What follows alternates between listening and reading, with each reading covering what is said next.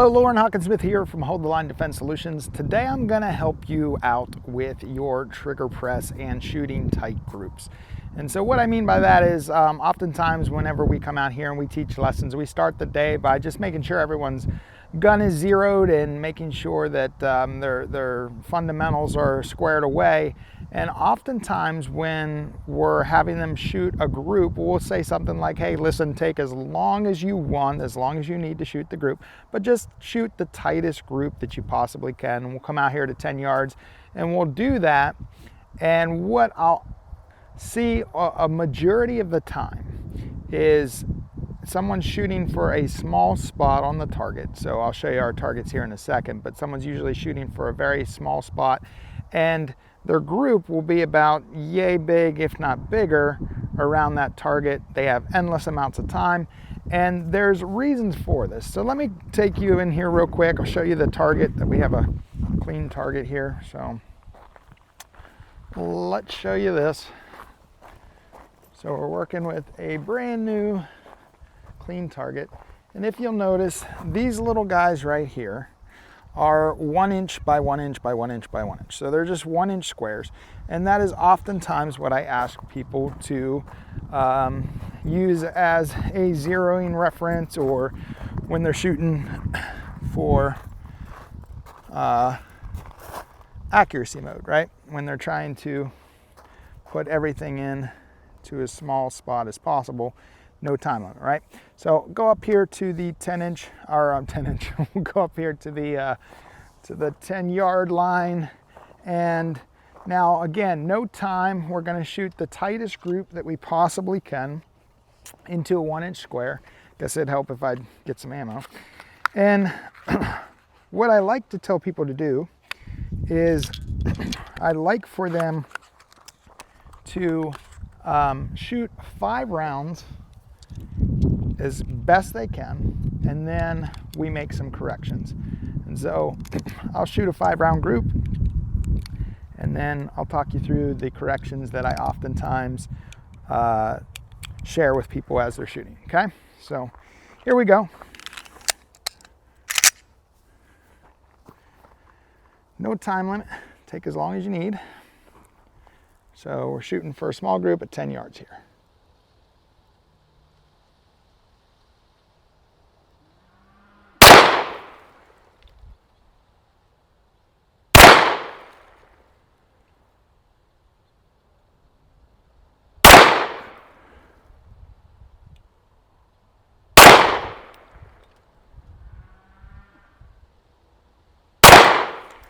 Okay, so there's our 5 shots. Take you in here and show you the target.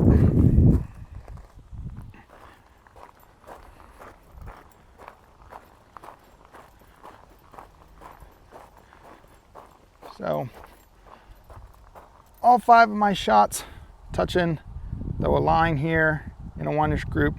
There's 2, 1 and 2, 3 and 4, and then 5 right there in the middle. So obviously my zero can come over probably, if I went out to 25 yards and corrected it, we would probably come right just a smidge on the zero. Hey everybody, thank you so much for checking out this video. If you're into firearms training, we would love to have you join us for a class here at our range in the central Pennsylvania area. You can find out details about our upcoming classes by visiting our website at holdthelinedefensesolutions.com. Or to make it easy on you, you can simply type in HTLDS.com. In the great book, Luke 3:11 encouraged anyone that has 2 shirts to share with those that have none, and whoever has food is to do likewise. With that being said, we have made it part of our mission to feed the hungry and clothe the needy by donating a portion from every sale on our website. So if our values of faith, freedom, and family align with your values, feel free to visit our apparel store at holdthelinepatriotsassociation.com. Or again, to make it easy on you, you can simply type in HTLPA.com, and that'll take you to some great looking merchandise that you can wear proudly, knowing that Hold the Line represents the values that you hold near and dear. Lastly, one of my favorite programs we offer is a men's ministry that we like to call Pancakes, Pistols, and Purpose. Simply put a group of guys together and come out to our range, or give us a call and we will come to you for a day of good food, great firearms training, and we'll wrap up the day by diving into that age-old question of what is my purpose for being here. If you enjoy our videos, I'd be honored if you would like, comment, share, and subscribe. We would love to develop a relationship with you and create a community of like-minded people that share the same values. And now, back to the video. Here's where a lot of folks go wrong. And I'm going to teach you a little bit about trigger control today, okay? So, for one, oftentimes what folks do when I'm asking them to shoot a small group is they have what I call the now syndrome, right? So they try and put their optic where they want it, and then the second that it's where they want it, they take their finger on the trigger and they shoot now, right? And it's this like, I don't know, exaggerated motion where their whole hand gets involved, these three fingers get involved, and they end up pushing into the gun and shots are going all over the place. So the first thing I'd like you to do is take notice to where your hand positioning is. I would love for everybody to get a grip and find, so I guess what we should do is make a video on how to choose the right gun for you as well. So we'll do a video on that. But you want to get a grip and find a gun where there's a couple measuring points that are really important. So when I choose a gun, the thing I'm looking for is a gun that'll allow my hand to sit when I get this grip here in the back. A lot of people will get a grip that looks something like that right there, okay? I want a grip where this bottom part of my palm is taking up the entire back strap of the gun. The other thing I want is I don't really want these three fingers coming around here as they are right here, because I want as much space right here as I can to put the palm of my support hand. So I try and get a grip where the pad of my shooting hand is down here covering up the bottom, and these three fingers are around the front of the gun, but not really coming back here. And what you can oftentimes do, and I did on this gun, is you change out the grip panels here, and you can change sizes and shapes and whatnot to get, customize it to your hand so that your fingers are coming down right here on the gun and not coming around this way. And that's for a couple reasons. One, I noticed that most people tend to over grip the gun with their shooting hand whenever they shoot. And so what you'll see oftentimes is, if you see my fingers right there, everything looks normal, right? But then this, where now you're seeing this part right here starting to become white, right? And all that blood, right? That is oftentimes what I see. And so I encourage people to first get their fingers in front of the gun, but secondly, I don't get a very tight grip at all with my shooting hand. It's actually pretty relaxed. What that allows me to do is it allows me to move my trigger finger very quickly and independently of these three fingers. If you tend to over grip with your shooting hand, so right now at home, what you can do, put a whole bunch of tension in your hand. So just put tension where your fingers are literally starting to shake from all the tension. And now quickly move your trigger finger back and forth, right? And what will happen is you'll see that these three fingers typically sympathetically move with your trigger finger. So if you have a whole bunch of tension in your hand, you start to move your trigger finger really quickly, you'll oftentimes see this here. Those, I call them the three amigos. And if the three amigos are wrapped around the gun like this and there's all kinds of tension in there, what will happen is they will squeeze whenever you squeeze the trigger.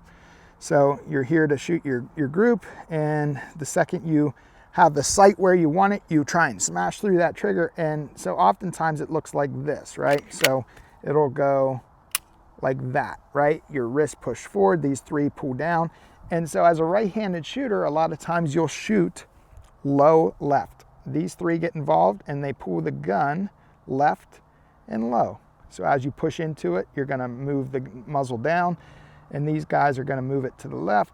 And that's oftentimes why you're shooting low left, is one, bad positioning, two, too much tension in your grip, right? And three, your trigger press is probably pretty bad. So if you can get this correct grip where you have enough space here for your sport hand, I don't really care how you put your sport hand on here. If you want to put it here like this, I've seen people put it like where their wrist is locked out forward. I've seen people do thumbs up grips. I've seen people even put fingers on the front of the trigger guard. I don't care about any of that per se, but I will tell you why I use the grip that I use, okay? So my thumbs actually float off the gun. I don't know if you can see that there, but my thumbs actually are never, they're just floating here. They're free floating.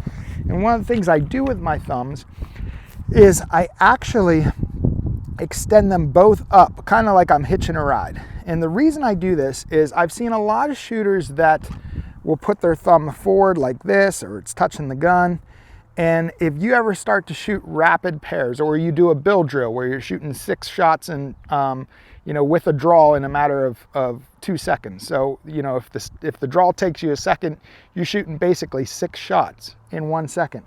What I'll see with these thumbs forward grips oftentimes is the support hand will start to sneak forward as you start to push the trigger very rapidly, like this, right? And it puts pressure into the gun and it starts to move where the muzzle is.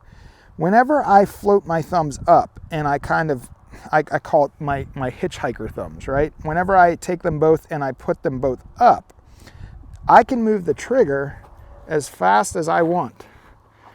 And my thumbs never move. There's no input from them at all, right?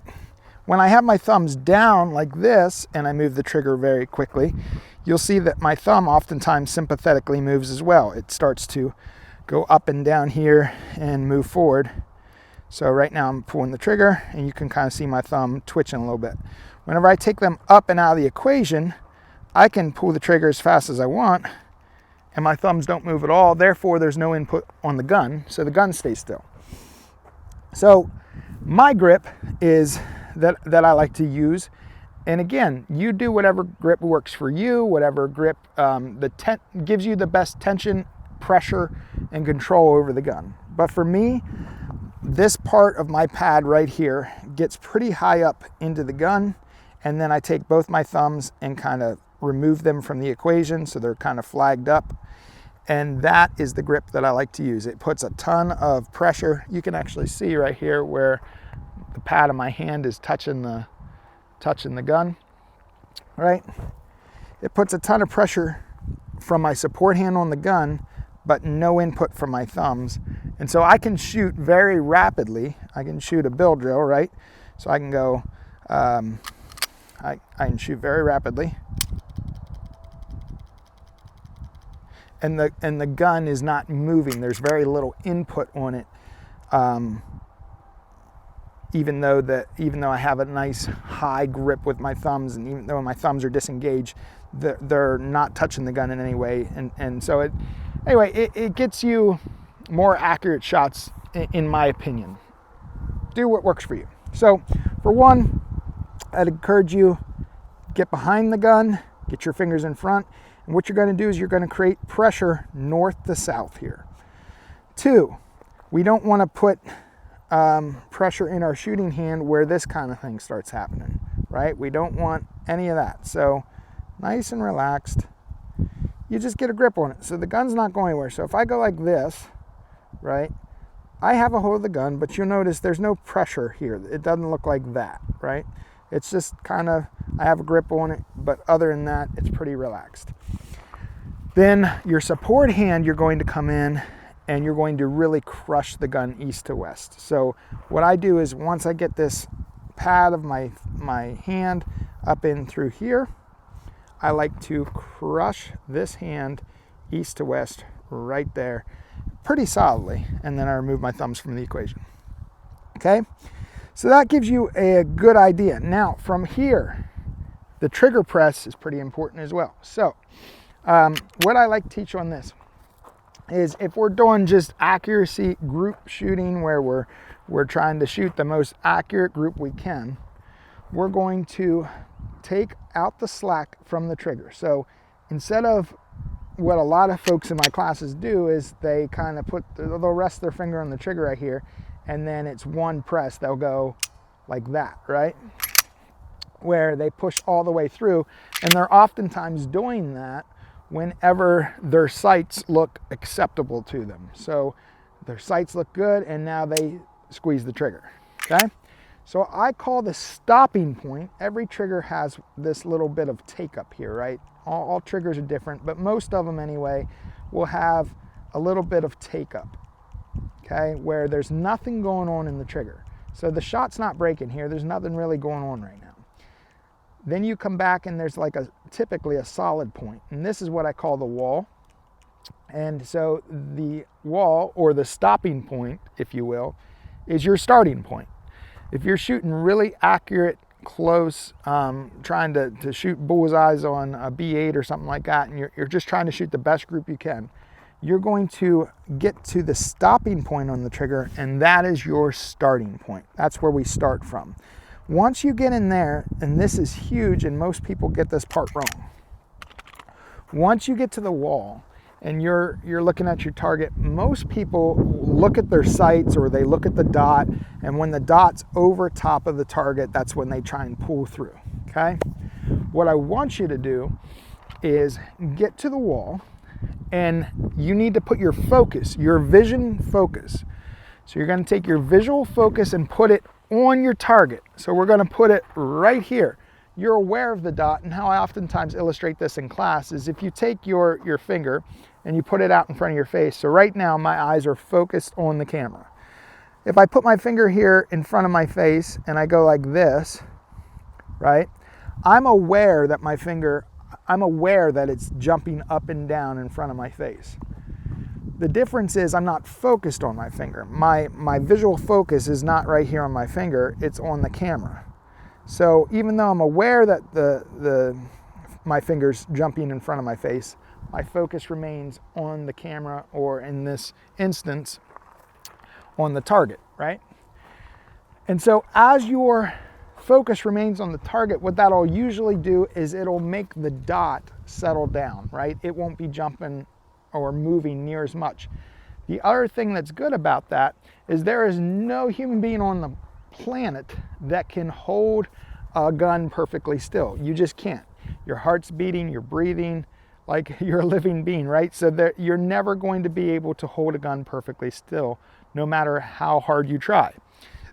If you're focused on the target area and the dot that you're aware of, you're focused on the target, but you're aware of that dot, as long as it's dancing within an acceptable parameter, right? So the dot is dancing within that area you want to shoot.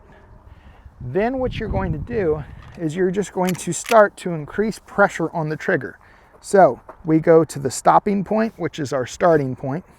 And from here, instead of pulling through a trigger like this, right? All we're going to do is we're going to increase pressure. And so a lot of times in class, I'll ask people to actually even say it out loud. So they'll go to the stopping point, which is our starting point. And now from here, this knuckle right here to the tip of your finger, we're just going to increase pressure straight back like this. Increase pressure straight back. So this part of your finger right here should not be moving. If it's doing this motion here, where it's curling around, that, in my opinion, is not a good trigger press. We just want to move from here to here. And later on, another video we'll do, I'll show you how to stack pressure extremely quickly. Like you can stack pressure on demand, and you can smash the trigger and still get the same result you want. You can still get a great result on the target, but that's a more advanced version of this skill set. So for right now, we're just focused on putting all our attention. So your conscious brain can really only focus on one thing at a time, right? Your subconscious can focus on all kinds of stuff, but your conscious brain can only focus on one thing at a time. So oftentimes what I tell my students is, I want you to use your focus to focus on the target, okay? Until that becomes a subconscious thing, until your visual focus becomes subconscious, where you're focused on that target, and that's now just where your eyes automatically focus. That's the first thing, right? The second they're able to do that, and that usually doesn't take very long, to do in this instance, right? Being target focused is another topic, and it's extremely hard to do and not have your focus shift back and forth between the dot and the target. But if we're just standing still, shooting the best group we can, it's usually pretty easy to focus on the target and leave your vision there, right? So that's step one. Once you're able to do that with your subconscious, you're just staring at that target and that's where you're looking. Then I ask students to put all their conscious brain power on all the muscles, tendons, and everything down through here in their forearm and then their trigger hand. And I'm asking them to relax them in their shooting hand as much as possible while crushing their support hand east to west as much as possible. So this is where your conscious brain's required, right? You're going to crush your support hand east to west while relaxing this grip on your shooting hand. And that takes a little bit of practice. It's hard to do. And then what we're going to use our conscious brain for is, as all this is nice and relaxed, we're going to move the trigger from here to here just by stacking pressure straight back. So we're just going to add some pressure, add some pressure, add some pressure, and the shot will break. So what that'll look like is something like this. We go to the stopping point, which is our starting point, and once we're there, now we're going to just add some pressure, add some pressure, add some pressure, shot goes off, right? So we go to the stopping point, and we're going to add a little pressure, shot breaks, right? And so oftentimes in class, what we'll ask students to do, we'll have them go to the stopping point. Now we're at the starting line, right? And once they're here, they're gonna present out on target. Once their sights are aligned, put their finger on the trigger, and now they're at the wall. And right here, I'm gonna say, just count out loud, right? So this is 1 pound of pressure that we added, 2 pounds of pressure, 3 pounds of pressure, 4 pounds of pressure, 5 pounds of pressure, and the shot breaks, right? And that whole time, they're just increasing pressure, and our focus remains on the target. So as long as that dot is dancing within the acceptable area, which at 10 yards, to keep a dot within a 1-inch parameter doesn't take a ton of work or talent to do. You can, master that skill pretty quick. So we're going to present out. When our sights are aligned, we put our finger on the trigger, go back to that wall, and now we're gonna go 1 pound of pressure, 2 pounds of pressure, 3 pounds of pressure, 4 pounds of pressure, and then the shot breaks. And when you're able to do that, and you're able to have control with your support hand and not too much tension in your shooting hand, and you're only moving from here to the tip of your finger, and it's coming straight back in this motion here, and all you're doing is you're adding pressure, and so there's never a now moment. There's never a moment where you're going to go, okay, the sights are aligned now. We're just going to focus on that target, go to the wall of the trigger, and as long as that sight says that it's dancing around within that 1-inch acceptable parameter, we're just gonna stack pressure, stack pressure, stack pressure, stack pressure until the gun goes off. So in review, get a nice grip where your palm of your hand is taking up the entire back strap. Get your fingers around the front.